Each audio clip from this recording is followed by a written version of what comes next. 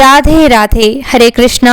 मैं हूँ प्रियंका तिवारी और आज मैं आपको पीपल के पेड़ में मटर की फेरी लगा करके परिक्रमा करने की पूजा विधि बताने जा रही हूँ। हंसिएगा मत कि मैं मटर की फेरी लगा रही हूँ, क्योंकि लगाई जा सकती है, आगे आपको बताऊंगी। जैसे कि फेरी लगाने को कई क्षेत्रों में भमरी देना बोला जाता है, परिक्रमा करना तो एक ही बात है। मटर के बारे में बताऊं तो मटर शुद्ध और सात्विक बताया गया है। जैसे कि मैं पूजा विधि बताने से पहले ग्रंथों से जानकारी लेती ही हूँ, तो ग्रंथों में जो है श्राद्ध पक्ष में मटर को बहुत ही शुद्ध और सात्विक बताया गया है। पितरों के लिए तृप्तिदायक बताया गया है, यानी पितर प्रसन्न होते हैं अगर आप भोजन में मटर का प्रयोग करते हैं। ठीक है, तो इसी दृष्टि से जो है तो मटर की फेरी लगाई जा सकती है। और सबसे बड़ी चीज़ है कि ये मौसमी चीज़ है। जब हम मौसमी चीज़ों की फेरी लगाते हैं तो इसका महत्व और भी ज़्यादा बढ़ जाता है। चलिए आपको तैयारियां दिखा देती हूँ। हो सकता है कि तैयारियां थोड़ा सा पूजा की आपको बड़ी लगें, विधियां लंबी लगें, लेकिन क्या है ना कि हम वीडियो बनाते हैं तो वीडियो के लिए जो है हम समझाने के लिए हर एक चीज़ जितना होता है विस्तार से बताते हैं। ठीक है, फिर ऐसा नहीं है कि आप संक्षिप्त विधि नहीं कर सकते, अपनी सामर्थ्य के अनुसार आप पंचोपचार से भी पूजा विधि कर सकते हैं, लेकिन हमारा काम है कि संपूर्ण जानकारी देना। तो हमारे क्षेत्र में सबसे पहले जो है सोमा देवी का चित्र बनाया जाता है। ठीक है, सोमा देवी जो है व्रत कथा के अनुसार एक धोबन है जिन्होंने एक स्त्री को सुहाग दिया था, तो उसका पति जीवित हो गया था, इसलिए जो है सोमा देवी का पूजन जरूरी होता है। तो अगर आप तुलसी जी की पूजा कर रहे हैं तो पान के पत्ते पर, और जैसे कि मैं पान का पत्ता भूल गई थी तो पीपल के पत्ते पर ही जो है मैं सोमा देवी का चित्र बना रही हूँ। चित्र में ऐसा नहीं है कि बहुत अच्छे से चित्रकारी करनी है, सुंदर स्त्री बनानी, जैसा भी आपसे चित्र बने। करवा चौथ में जो है चौथ माता का चित्र जो है लाइन से लाइन का बना होता है, तो कैसे भी आप बना लें, मुझसे भी अधिक चित्रकारी नहीं आती, तो जैसे भी मैंने बनाई है। तो पूजा का हम भाव करेंगे इस तरह से जो है कुमकुम या फिर यहाँ पे मैंने पीला चंदन जो है प्रयोग किया है, तो आप भी हल्दी कुमकुम इत्यादि से बना सकते हैं। सोमा का चित्र घर से भी बना के ले जा सकते हैं। और इसके बाद जो है थोड़ा सा धरती में गंगा जल छिड़क करके पवित्र कर लीजिएगा। गोबर हो आसपास तो वो भी आप कर सकते हैं, सीधे मिट्टी में ही कर सकते हैं। और अष्टदल कमल बना लीजिएगा, चाहे तो आटे से बना सकते हैं या फिर चावल से। तो चावल क्या है, वहीं चिड़िया भी खा लेंगी तो ठीक रहता है। अष्टदल कमल बनाने के बाद जैसे कि कलश हम ले नहीं जा सकते हैं, पीतल का कलश ले जाएंगे फिर तुरंत उठा के ले जाएंगे, तो हमने छोटा सा मिट्टी का कलश बना लिया है।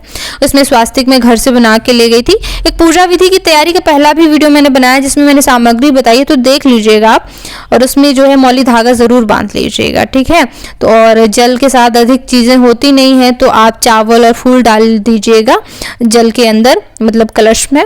और फिर जो है अगर पत्ते मिले आसपास, आम के पत्ते या फिर पीपल के पत्ते ही लगा दीजिए। और जो है इसके बाद दीपक रख करके कलश तैयार कर लेंगे, छोटा बड़ा जो भी आपके पास मिट्टी का हो, पीतल का रखना चाहते हो तो ठीक है। आगे गौरी गणेश का पूजन जरूरी होता है, विघ्न विनाशक कहलाते हैं।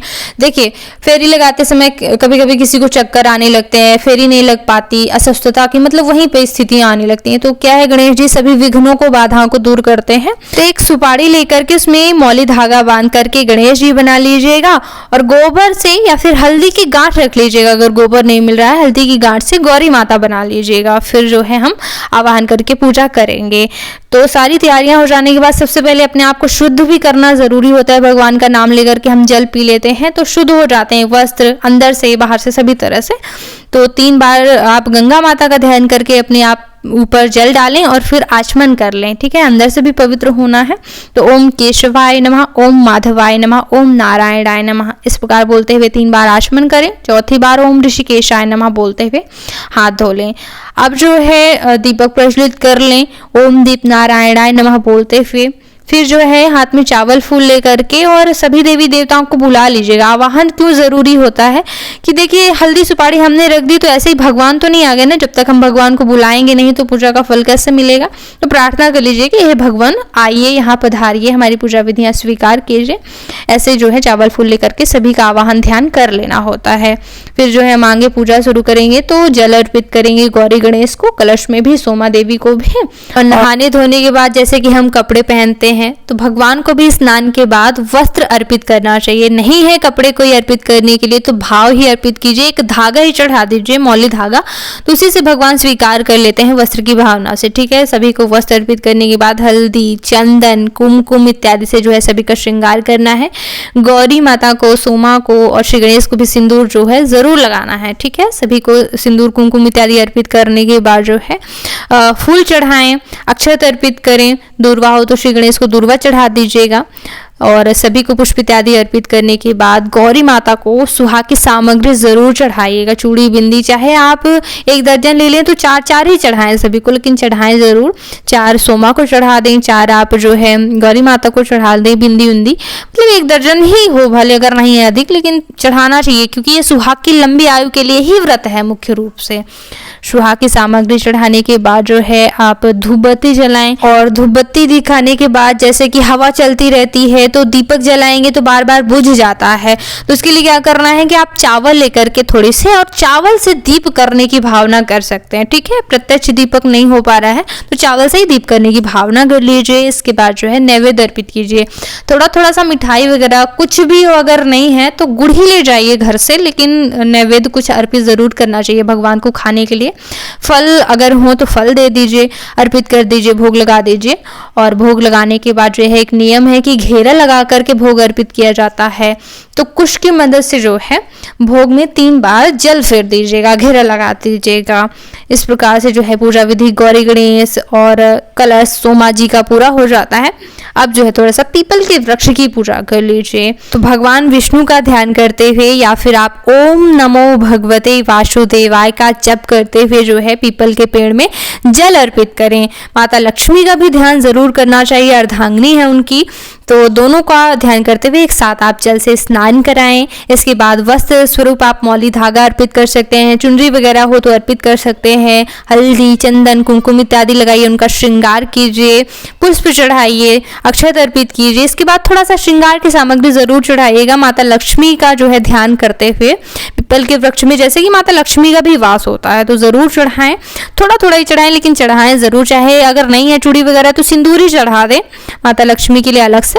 तो इस तरह से, और फिर जो है धूप दीप करना चाहिए, धूप बत्ती जलाएं। दीप करने के बाद नैवेद्य अर्पित करें, जो भी आपके पास मिठाई वगैरह हो और फल हो तो फल अर्पित कीजिए। एक और खास विधि होती है जो कि बहुत ज़्यादा महत्वपूर्ण है। क्या करना होता है कि एक थाली में आप हल्दी घोल लीजिए, पैर पूजन के जैसे जो है, जैसे कि कन्याओं का पैर पूजा जाता है वैसे। तो एक थाली में हल्दी घोल करके, जैसा आप स्क्रीन पे देख पा रहे हैं, पूरी 10 उंगलियां आपको हल्दी में डुबो करके और थापा लगाना है पीपल के पेड़ में। ठीक है, ऐसा आपको 10 बार करना है। अच्छा, अंतिम बार क्या करना होता है कि अंगूठे को आप दबा लीजिए, केवल 4-4 उंगलियां दोनों हाथों की रहेंगी। ये हिसाब क्या होता है कि 10 बार हमने किया तो ये 100 हो गया। ठीक है, 100 बार जैसे कि हमने पूज लिया, और अंतिम बार 4-4 यानी 8 हो जाता है, तो 108 बार जो है हम पूजते हैं, ऐसा भाव होता है। ठीक है, तो 108 बार जो है मतलब 11 बार ही करना है, अंतिम बार 4-4 उंगलियों से। तो हल्दी से जो है थापा लगा दीजिए, स्क्रीन पे देख पा रहे हैं उसी प्रकार से, और प्रणाम कर लीजिए। पूजा विधियां पूरी होती है, फेरी लगाना है, परिक्रमा करनी है, तो या तो कच्चा सूत लेकर के आप 7 परिक्रमा भी लगा सकते हैं, या फिर 108 परिक्रमा जो है लगा सकते हैं। जो भी आप सामग्री लाए हो पुण्यदायी चीज़ों का जो है फेरी लगाना चाहिए, परिक्रमा। तो जैसे कि मैं मटर लेके आई हूँ तो गिनती घर से ही करके ले आनी है, एक एक लेकर के जो है 108 बार फिरना होता है। नहीं सामर्थ्य है, जिसकी मतलब बिल्कुल असमर्थ स्थिति है, तो वो जो है 54 बार फिर सकता है। ठीक है, तो इस तरह से, या फिर बहुत ज़्यादा कोई बीमार है तो 27 बार फिर सकता है, 4-4 सामग्री लेकर के। तो ऐसे जो है आप परिक्रमा कर सकते हैं। परिक्रमा करने के बाद जो है आप सोमवती अमावस्या की व्रत कथा सुन सकते हैं। देखिए, परिक्रमा करने के बाद इसलिए व्रत कथा कह रही हूँ क्योंकि थक भी जाते हैं परिक्रमा करते करते, तो थोड़ा सा आराम करके जो है कथा सुनी जा सकती है। अगर पहले सुन लेंगे तो फिर बाद में थक जाते हैं, जाना भी होता है घर, तो बाद में आप सुन सकती हैं कथा। सुनिएगा जरूर, पीपल के वृक्ष के नीचे जितनी ज़्यादा पूजा करेंगे उतना ज़्यादा फल होता है। ठीक है, कथा सुनने के बाद जो है क्षमा याचना जरूर कीजिएगा। पूजा पाठ में जो भी गलतियाँ है ना, कि छोटी बड़ी गलतियाँ हो ही जाती हैं, चाहे हम जितना याद कर लें, तो क्षमा मांगने से डर दूर हो जाता है और भगवान क्षमा करके पूजा स्वीकार भी करते हैं। तो ये ज़रूर करना चाहिए, और आशीर्वाद लेकर के सुहाग ज़रूर लेना मत भूलिएगा। गौरी माता को जो है सिंदूर लगा करके और साथ ही साथ सोमा की मांग में सिंदूर भर करके उनसे भी जो है सुहाग ज़रूर लीजिएगा। सभी देवियों को जो है सिंदूर लगा करके और उन्हीं को लगाया हुआ जूठा सिंदूर अपने माथे पे लगाने को सुहाग लेना कहते हैं। इसी तरह से पीपल में भी जो है माता लक्ष्मी का ध्यान करते हुए सिंदूर लगा करके वही लगाया हुआ सिंदूर अपने माथे पे लगा लीजिएगा। तो इस तरह से सुहाग ले लिया आपने, और जो भी आपने सामग्री फेरी लगाई है, परिक्रमा जिस चीज़ की करी है, उसको आप पीपल के नीचे किसी को बांटिएगा ज़रूर, दान ज़रूर दीजिएगा। कोई अगर ऐसी महिला है जिनके आप पैर छू सकती हैं तो उनको दे करके उनके पैर ज़रूर छूजिएगा, और अगर सुहाग सामग्री दान कर सकती हैं तो उन्हीं को दे दीजिएगा, किसी को भी जो है दान करने से सुहाग की सामग्री, सुहाग की आयु लंबी होती है। तो और पीपल के वृक्ष के नीचे अगर दान करते हैं तो सोने पे सुहागा, ठीक है। तो बच्चों को जो भी वहाँ पास हो तो ज़रूर बांटें। अगर बहुत लोग नहीं मिल रहे हैं पीपल के नीचे तो बाहर जाकर बांटें, लेकिन बांट ज़रूर दें। अपने प्रयोग में नहीं लाई जाती हैं वह सामग्री जिनकी फेरी लगाई जाती है। इस तरह से विधियाँ पूरी करनी हैं और जो है फिर पुष्पांजलि अर्पित करें, हाथों में फूल लेकर के जो है भगवान को विदा ज़रूर कर दें, क्योंकि आप वहीं रख कर चले आएंगे, हो सकता है कोई धक्का मार दे, गिर जाए यहाँ वहाँ कलश वगैरह भी, तो क्या है कि सामग्री भी आप उठा सकते हैं भगवान को विदा करके। तो बोलिएगा कि आप हमेशा अपना आशीर्वाद बनाए रखिएगा, लेकिन इस स्वरूप से आप अपने धाम को पधारिए, ऐसा कहते हुए सभी का आसन आपको पीछे खिसका देना है, ठीक है।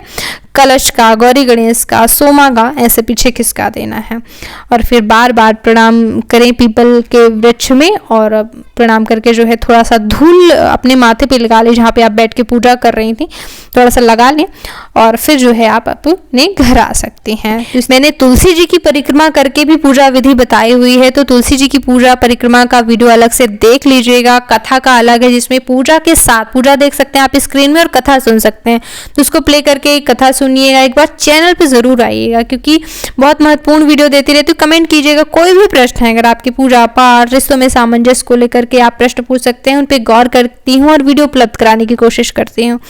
तो आइएगा एक बार चैनल पे ज़रूर, और इस वीडियो को देखने के लिए बहुत बहुत धन्यवाद। ओम नमः शिवाय।